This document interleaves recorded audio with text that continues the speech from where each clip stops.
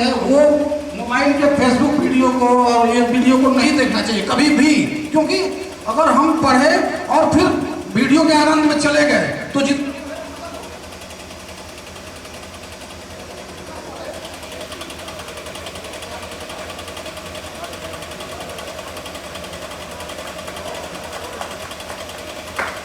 तो हम ये जो बातें कर रहे हैं हमारा ये अनुभव है और यही तरीका है कि ढूंढिए अपने आप को उस कमी को कि हमारा नंबर कहाँ से कम हो रहा है। हमको अगर ये क्वेश्चन नहीं आया तो उसके लिए चिंतित होइए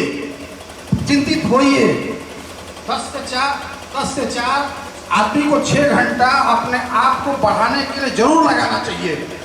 अगर आपको इस बात पर विश्वास नहीं है तो आप कभी पढ़ नहीं सकते हैं। अपने आप को बढ़ाने के लिए 6 घंटा जरूर लगाना चाहिए। अपने मन मस्तिष्क शरीर सबको झोंक देना चाहिए। कितने देर के लिए? 6 घंटे के लिए। अगर कोई 6 घंटा भी कुछ नहीं कर सकता है तो वो निष्फल है और बेकार रहेगा, आजीवन बेकार रहेगा। तो 6 घंटा सारे काम को, घर का, बवाल का, व्यवस्था का, सारी चीजें को भूल करके अपने मुख्य फोकस बिंदु पे आइए। और हम तो ये देखते हैं कि बिहार में हमारे पढ़े हुए 40 बच्चे हुए हैं इस बार, मैंने टीचर वाले में 40 बच्चे हुए हैं। हम खुद अपने आप में गौरवान्वित हैं कि हम किसी के काम आ गए। हमारा एक सोच किसी को फायदा कर गया, हमारा सोच किसी को फायदा कर गया।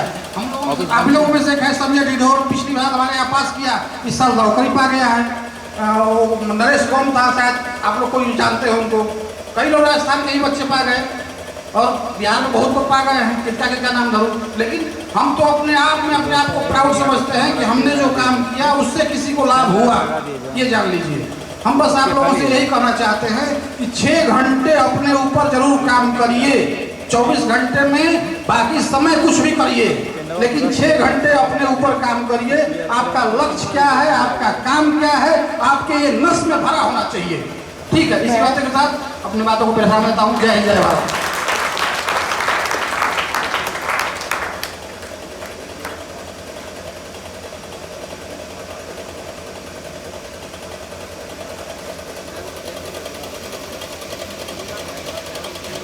आपको जो बोलेंगे वो जो बोलिए ना,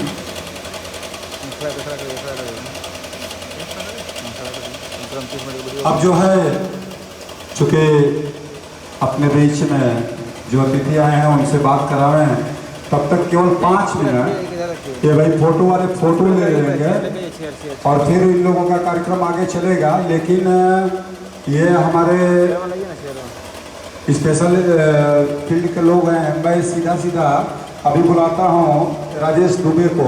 केवल आएंगे, माइक पकड़ेंगे, फोटो होगा, उसके बाद से हम अपने मुख्य अतिथियों का भाई समय ज़्यादा नुकसान नहीं करेंगे, लेकिन इन लोगों के साथ फोटो हो जाए इसके लिए मैं बुला रहा हूँ राजेश दुबे जी।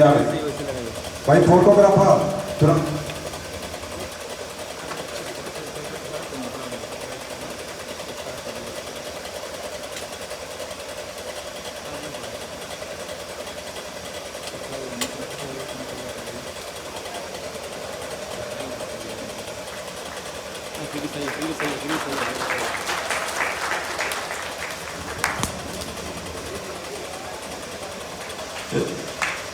नहीं, फोटोग्राफर उधर से भी ले लो, बच्चों के बैठे हुए इनका फोटो आ जाए।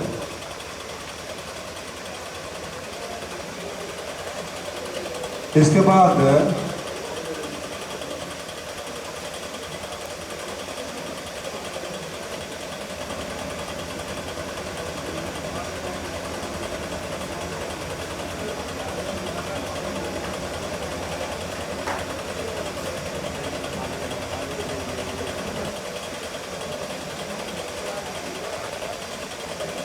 चलिए आपको इस तरफ दीजिए, आ जाइए गोस्वामी जी।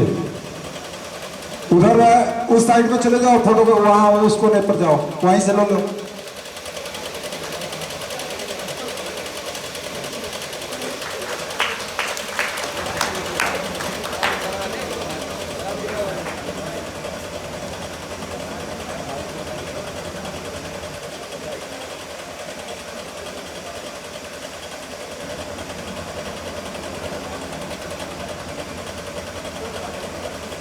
श्रीमती चंद्रा तिवारी जी, वहीं से ले लो, फिर नज़दीक आकर के बाद में नज़दीक वाला तो कभी हो जाएगा। चलो दो कम से कम दो कोने से ले लो, अब बाद में बोल लीजिएगा, अभी ऐसे फोटो को तोड़ करा लीजिए बस।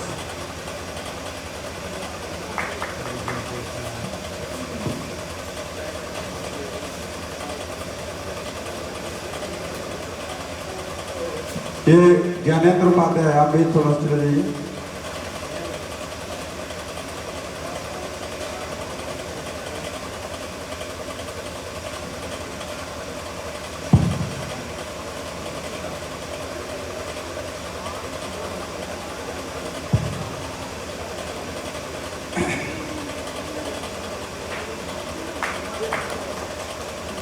रुके।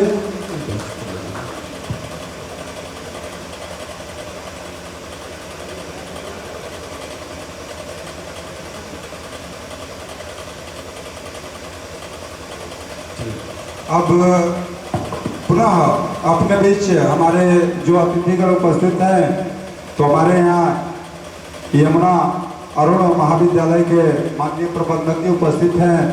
मैं उनसे आग्रह करता हूं कि हमें और हम लोगों को अपना आशीर्वाद प्रदान करें।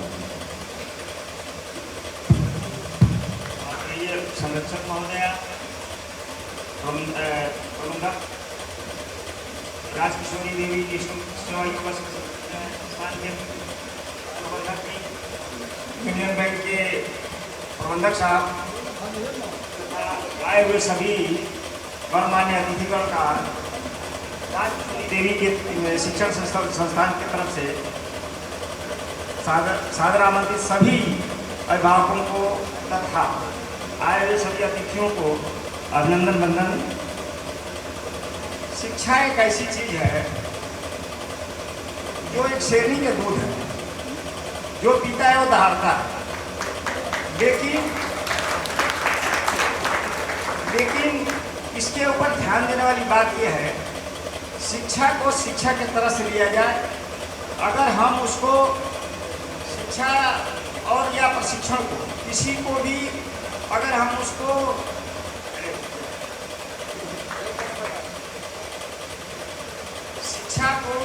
शिक्षा के तौर पर अगर आप लेंगे तो आगे बढ़ेंगे। अगर आप उसके मोटो को या लक्ष्य को अचीव नहीं करेंगे तो उससे कोई फायदा नहीं। मेहनत करना अलग बात है, एक मेहनत लक्ष्य को देख करके किया जाता है, एक मेहनत ऐसे आदमी धुन में करता है, उससे कोई फायदा नहीं। लेकिन अगर लक्ष्य को अगर आपको प्राप्त करना है, उसके हर चीज़ के व्यवस्था को देख करके उतनी मेहनत की जाए। बहुत मेहनत की आवश्यकता नहीं होती है, लेकिन अगर आप सार्थक मेहनत करते हैं तो वो बहुत बड़ी चीज़ है। और शिक्षा को लेना और उससे आपको किसी को शिक्षित करना, तब तो फायदा है। अगर आप शिक्षा ले करके और उस डिग्री को रख देते हैं तो उससे कोई फायदा नहीं। लेकिन अगर आप शिक्षा लेते हैं और लेने के बाद उससे कुछ लोगों को प्रशिक्षित करते हैं, या उससे जैसे मान लीजिए ये प्रशिक्षण सेवा संस्थान खोला गया तो आप लोगों के लिए खोला गया, लेकिन आप इस चीज़ को समझिए कि अगर हमको किसी ने प्रशिक्षण दिया है तो हमको लाभ हुआ है, तो हम भी किसी को प्रशिक्षण दें ताकि हमको दूसरे को लाभ हो। इसी से समाज बनता है और समाज तब आगे बढ़ेगा।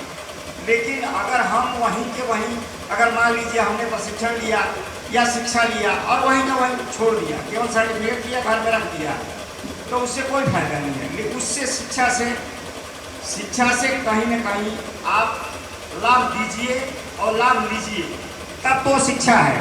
नहीं आप केवल शिक्षा को लेकर के ना, आपको शिक्षा एक चीज़ नहीं सिखाती है, शिक्षा अनुशासन सिखाती है। शिक्षा आपको हर चीज़ के चलने बोलने बैठने सब चीज़ों के बारे में सिखाती है। तो सीखने का मतलब ये है कि अगर आपने उस चीज़ का शिक्षण लिया है तो वहाँ जहाँ खड़ा हो वहाँ पता होना चाहिए कि ये व्यक्ति प्रशिक्षित है, इसलिए ये चीज़ कर रहा है। और आप लोग तो बहुत भाग्यशाली हैं कि दिव्यांग बच्चों को शिक्षा देंगे। देखिए अच्छे को तो सभी अच्छा बना देते हैं, लेकिन जो एक अंग विहीन व्यक्ति है और उसको अगर हम अच्छी तरह से प्रशिक्षित करके और एक ऐसा उसके अंदर से एनर्जी ऊर्जा निकाल करके और बाहर निकाल कर वो उसको प्रशिक्षित करते हैं तो बहुत बड़ी चीज़ है और उसका हमको समाज में फायदा मिलता है। और एक समाज में जीने की जो उसको हमारे जैसे जीने की धारा में वो जुड़ जाता है। उससे होता क्या है कि वो अपने को दिव्यांग न समझ करके वो हमारे बराबर की स्थिति में समझने लगता है। इससे क्या है, समाज की उन्नति होती है, परिवार की उन्नति होती है, देश की उन्नति होती है।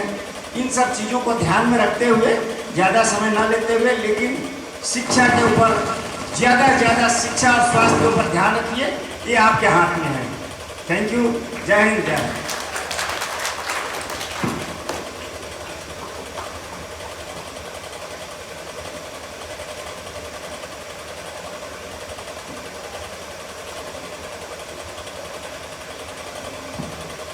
हमारे इसी स्पेशल फील्ड में कार्य करते हैं और बिहार से हमारे बीच में दो लोग उपस्थित हैं, विनोद कुमार जी और मनोज कुमार जी।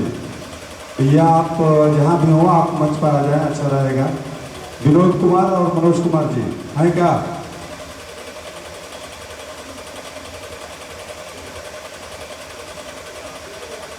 चलिए कोई बात नहीं, ठीक है, अब आए हैं, हो सकता है बाहर हो। अब जो है चूँकि हमारे आज के कार्यक्रम के मुख्य अतिथि के रूप में हमारे शाखा प्रबंधक यूनियन बैंक कड़वार अपने बीच उपस्थित हैं। चूँकि बैंक का कार्य बहुत ज़्यादा होता है, हम भी समझते हैं, आप जो है अपना कीमती समय हम लोगों के बीच में दिए, इसके लिए हम लोग आपके आभारी हैं। और सीधा आपको आमंत्रित करने से पहले मैं एक चीज़, चूँकि सर आप बैंकिंग क्षेत्र से कार्य करते हैं, तो बैंक से छात्रों को क्या सुविधा मिल सकती है या हमारे दिव्यांग व्यक्तियों को क्या आपके यहाँ से सुविधा मिल सकती है, थोड़ा इस पर भी प्रकाश डाल देंगे तो हम लोगों के लिए अच्छा रहेगा। और सीधा मैं शाखा प्रबंधक गढ़वाल को आमंत्रित करता हूँ कि आएँ और हम लोगों को अपना आशीर्वाद दिलाएं।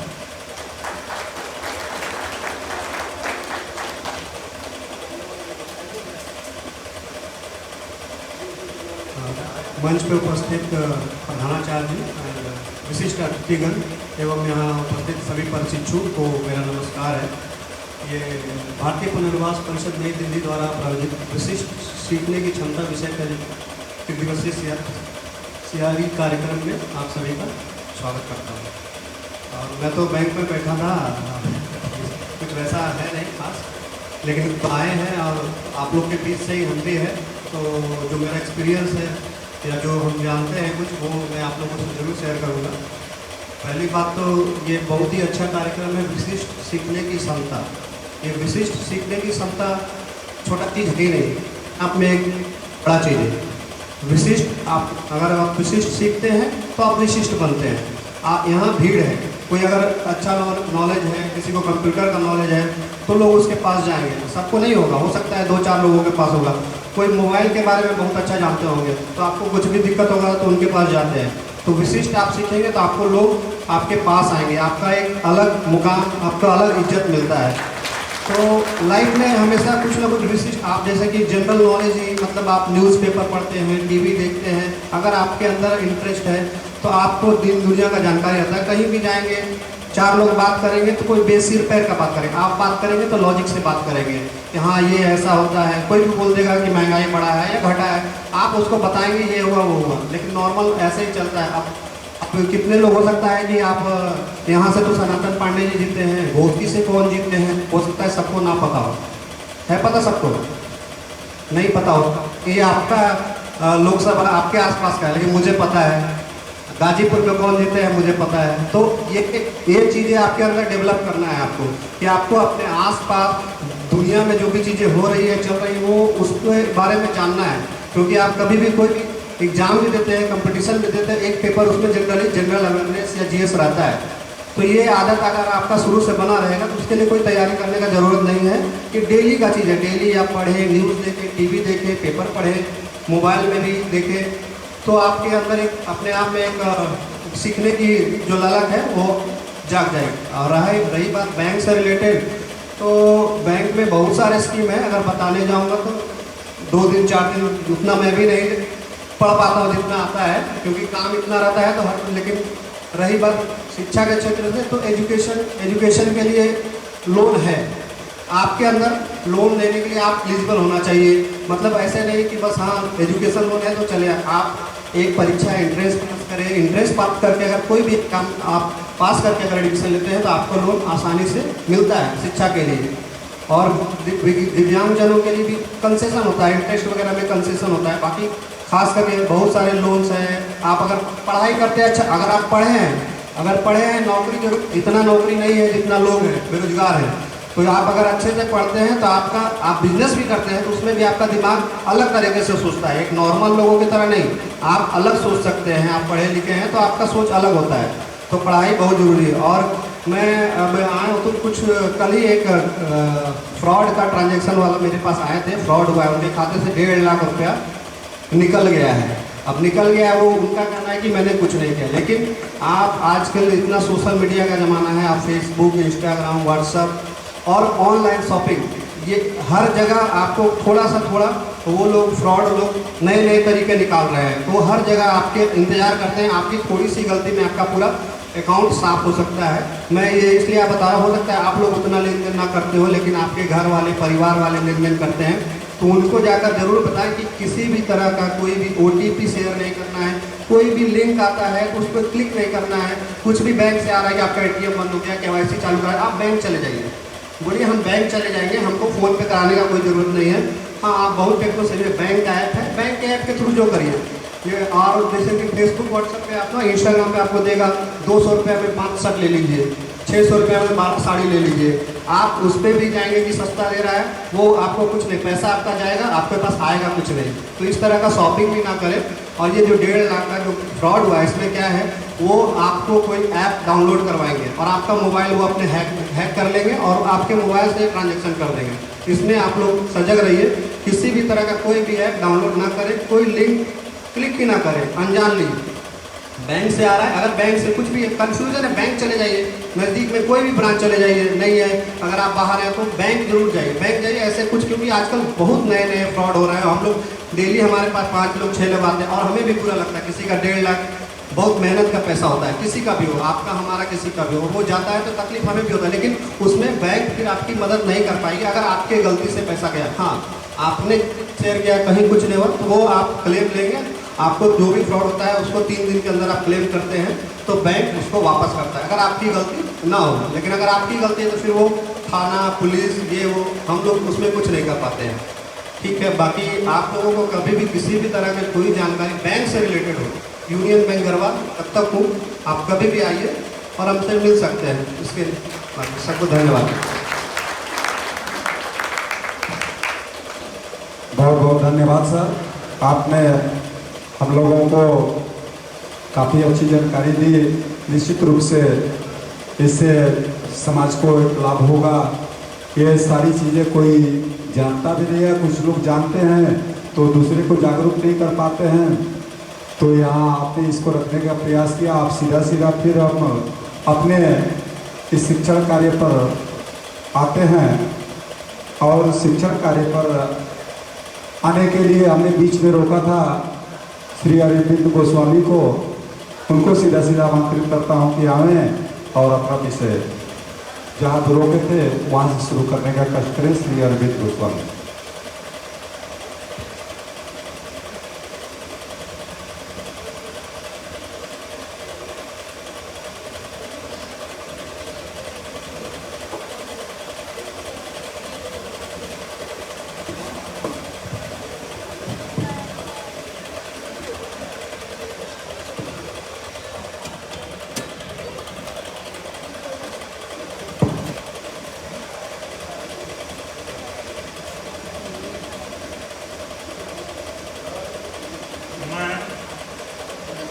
आप लोगों को विशिष्ट सीखने की क्षमता इस विषय पर बताने जा रहा हूँ। ये आप लोगों का कल के पेपर का सब्जेक्ट है। कल के पेपर में IDD से जो है उनमें ये क्वेश्चन हो सकता है। विशिष्ट सीखने की क्षमता,